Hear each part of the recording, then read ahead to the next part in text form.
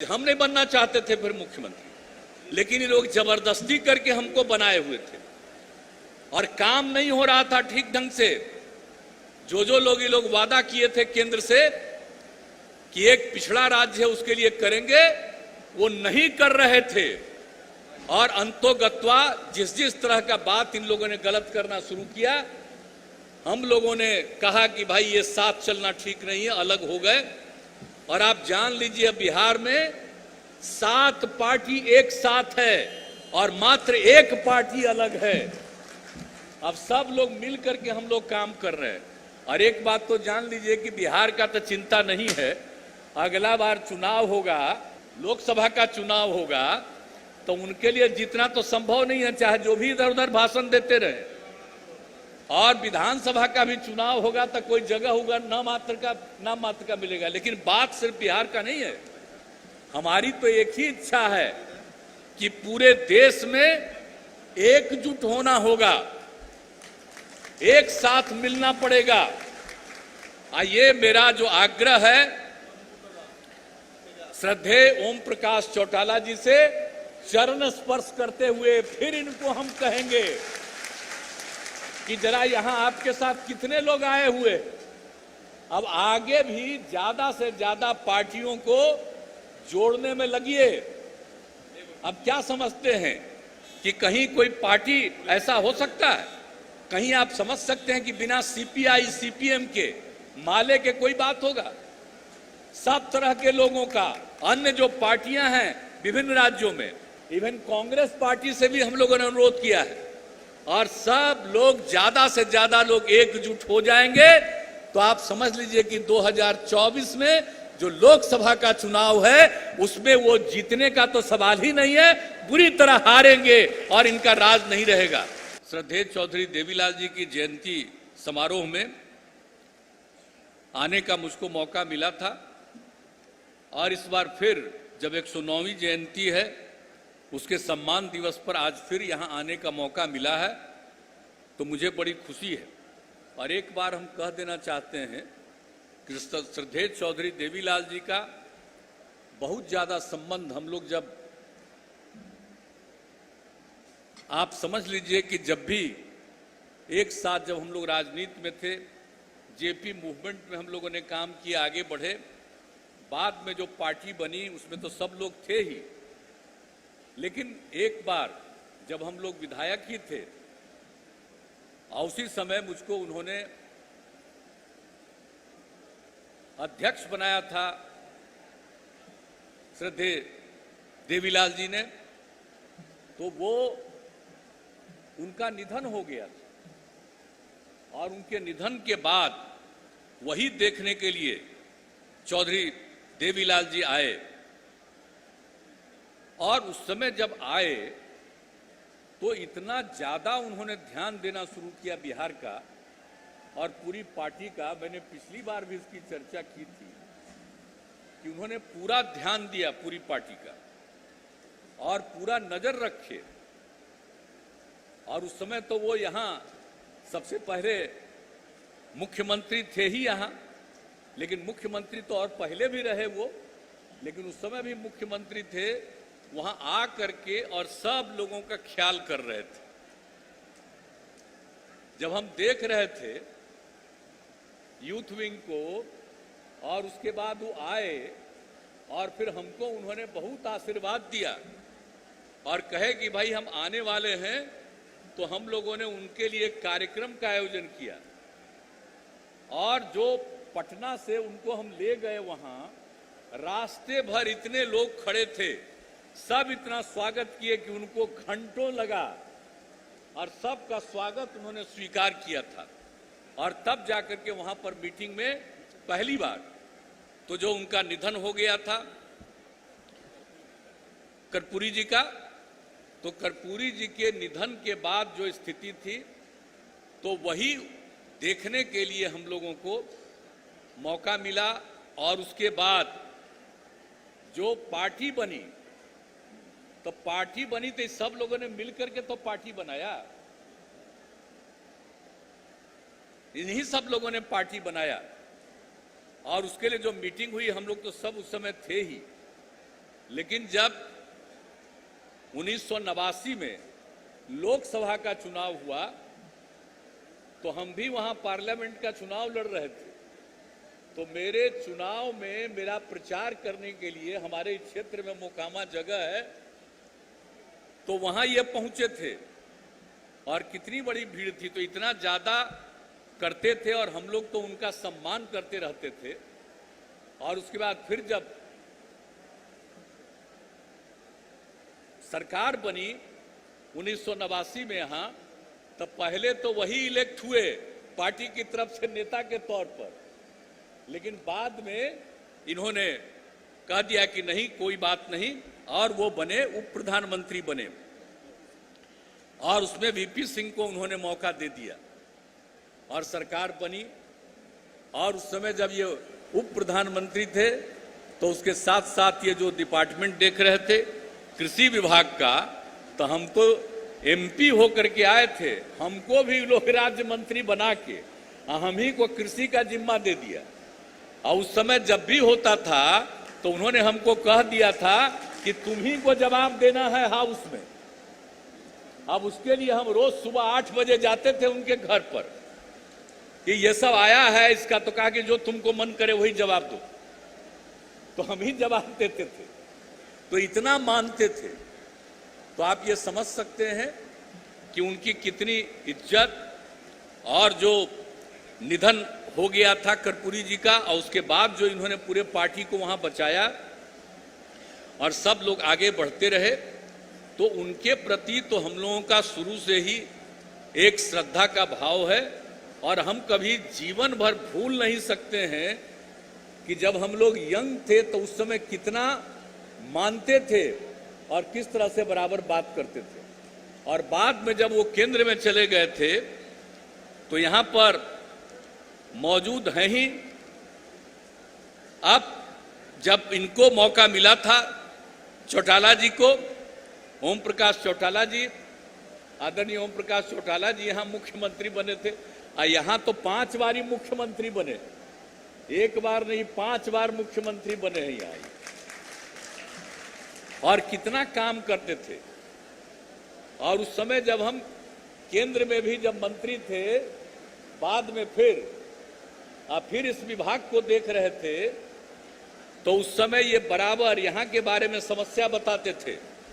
और सब कुछ उस समय से जो भी हम लोगों से संभव था कृषि के क्षेत्र में, हम लोग इनकी बात को सुनते थे और मानते थे।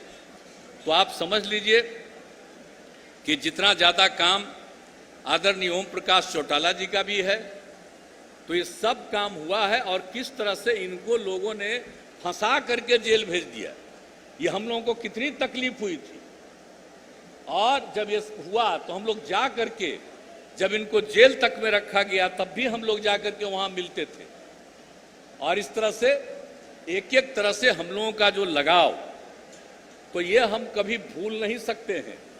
आज जब भी उन्हें से इनको मुक्ति मिली तब फिर इनसे मिलने के लिए हम आए, तो ये उसी समय हमको कहने लगे कि जहां हम थे, फिर हम चले गए थे बीजेपी के साथ, तो हमको ही समझा रहे थे कि काहे के लिए उसके साथ हैं, छोड़िए और इधर आइए।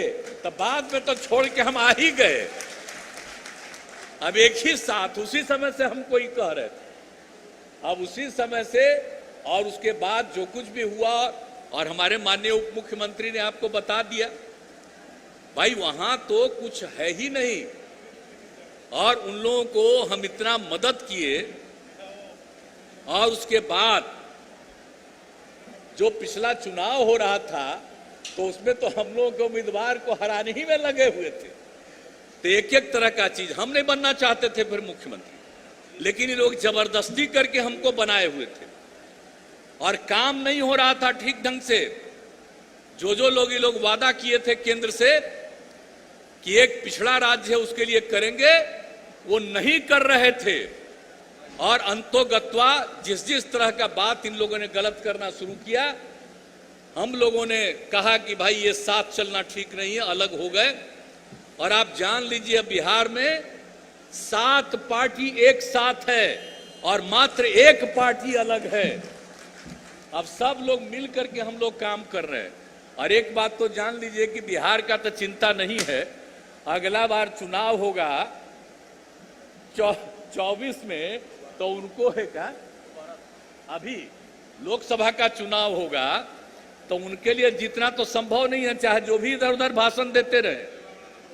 और विधानसभा का भी चुनाव होगा तो कोई जगह होगा नाम मात्र का मिलेगा। लेकिन बात सिर्फ बिहार का नहीं है, हमारी तो एक ही इच्छा है कि पूरे देश में एकजुट होना होगा, एक साथ मिलना पड़ेगा।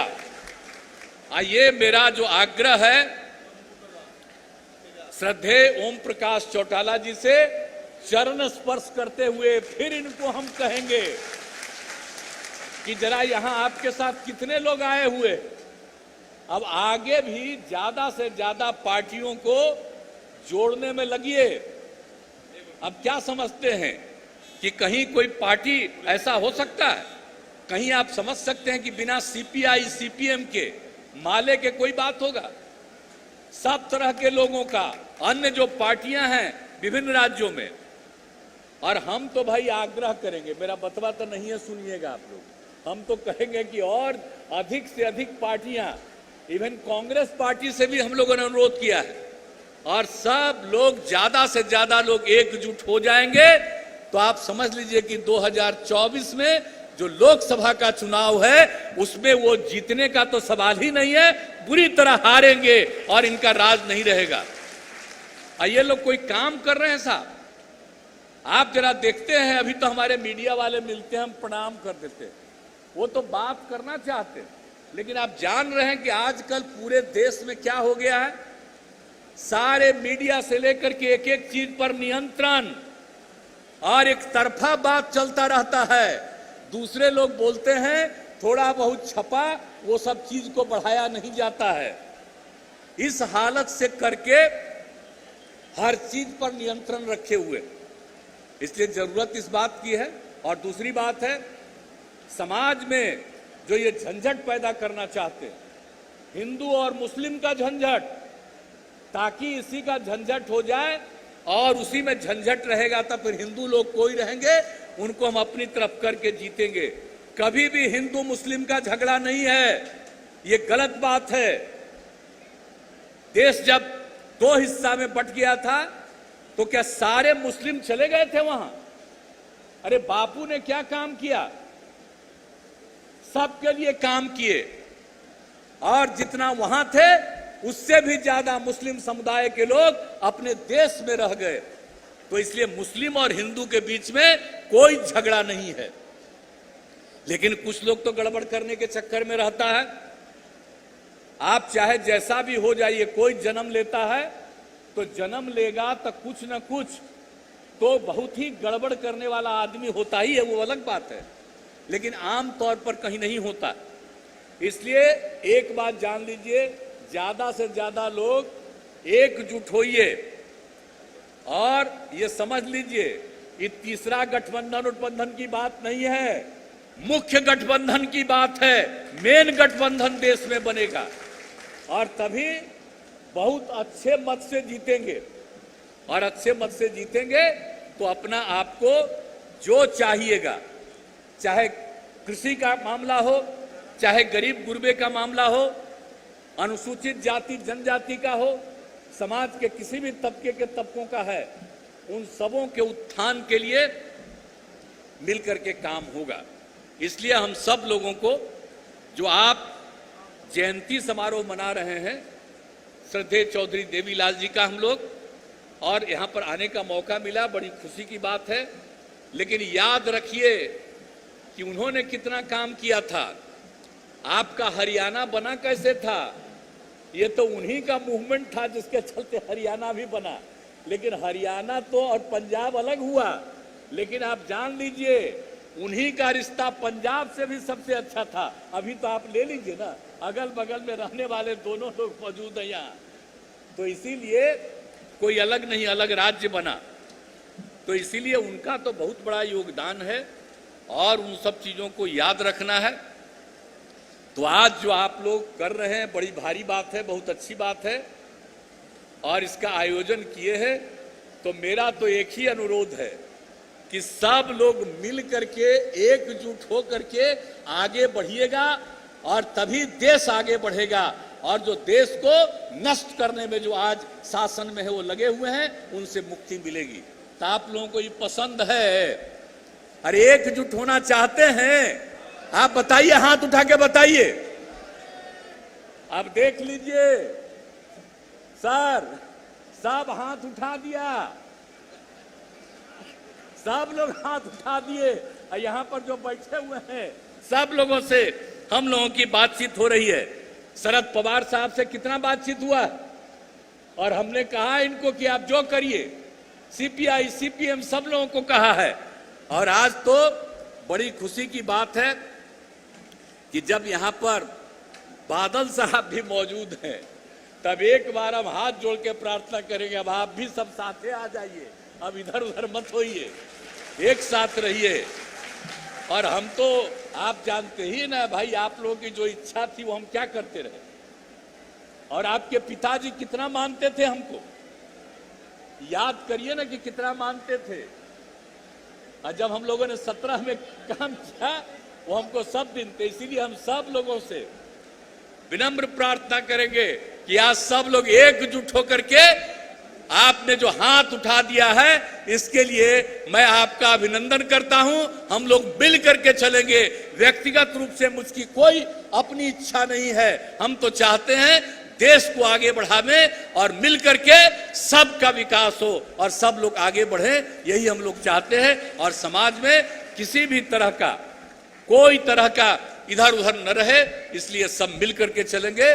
और आपको मैं तीसरी बार हाथ उठा करके जो आपने आज कह दिया तो मुझे बड़ी खुशी है।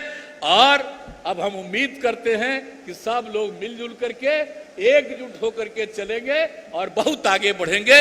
इन्हीं शब्दों के साथ आप सबको बहुत बहुत धन्यवाद।